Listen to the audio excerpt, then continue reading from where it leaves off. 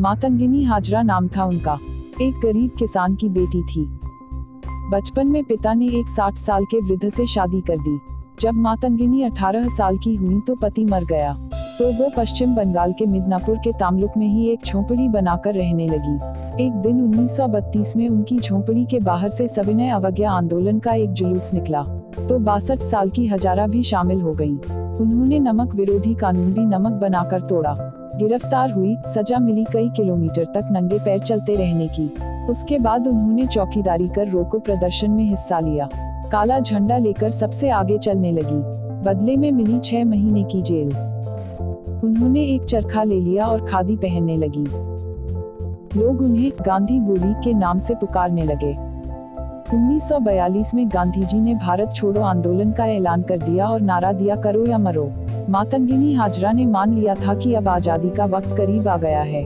उन्होंने तामलुक में भारत छोड़ो आंदोलन की कमान संभाल ली, जबकि उनकी उम्र 72 पार कर चुकी थी। तय किया गया कि मिदनापुर के सभी सरकारी ऑफिसों और थानों पर तिरंगा फहराकर अंग्रेजी राज खत्म कर दिया जाए। 29 सितंबर 1942 का दिन था। कुल 6000 लोगों का जुलूस था, इसमें ज्यादातर महिलाएं थीं। वो जुलूस तामलुक थाने की तरफ बढ़ने लगा।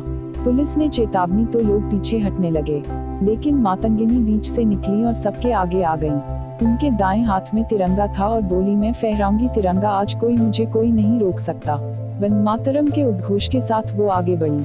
पुलिस की चेतावनी पर भी वो नहीं रुकी तो एक गोली उनके दाएं हाथ पर मारी गई। वो घायल तो हुई, लेकिन तिरंगे को नहीं गिरने दिया। घायल कराहती मातंगिनी ने तिरंगा दूसरे हाथ में ले लिया और फिर आगे बढ़ने लगी। देशभक्ति का जुनून 72 साल की मातंगिनी हजारा पर इस कदर हावी था कि पहली गोली लगते ही बोली, वंदे मातरम। पुलिस ने फिर दूसरे हाथ पर भी गोली मारी, वो फिर बोली, वंदे मातरम, लेकिन किसी तरह झंडे को संभाले रखा, गिरने नहीं दिया। वंदे मातरम बोलती रहीं, झंडा ऊंचा किए रहीं और थाने की तरफ बढ़ती रहीं। तब एक पुलिस ऑफिसर ने तीसरी गोली चलाई, सीधे उस भारत माता के माथे पर बीचों बीच। वो नीचे तो गिरी, लेकिन झंडा जमीन पर नहीं गिरने दिया।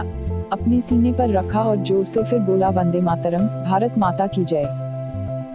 उनकी मौत के बाद लोगों ने सभी सरकारी दफ्तरों पर कब्जा कर लिया और वहां अपनी खुद की सरकार घोषित कर दी। 5 साल पहले ही अपने इलाके को अंग्रेजों से आजाद घोषित कर दिया, लेकिन 2 साल बाद गांधी जी की अपील पर ही उन लोगों ने सरकारी दफ्तरों से अपना कब्जा छोड़ा। Bureau report, Indian history.